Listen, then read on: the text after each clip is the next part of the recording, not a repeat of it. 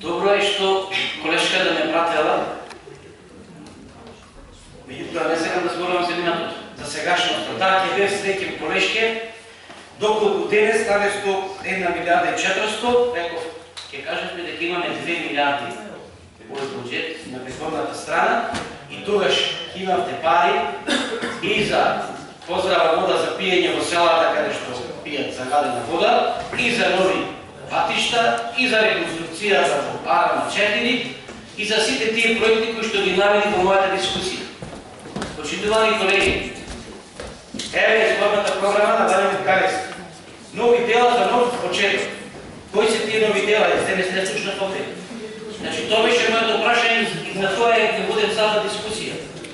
Се уште ве болат раменјата и рацете од отчетот што го носете од врата на врата, да им кажете на граѓаните колку сте добри што година ќе правите, меѓутоа од сето тоа ништо. Значи, тие, така да речем, библии кои што ги носите по 4-5 им дававте на врата да не забораат, да не можат да прочитат, малку да не им фали ништо, значи да ги подсетите дека вие сте идеалната опција во Република Македонија, меѓутоа стварноста не е така. Значи, не спомена во мојата дискусија како што е централната власт, така се рефлектира на локална власт. Каде се донациите од државата? Зошто Битола е слепо црево? Зошто нашите фратерици во минатиот состав бараја амандмани за Битола, вашите избраници гласаја против. Значи, оттаму немаме приливна средства.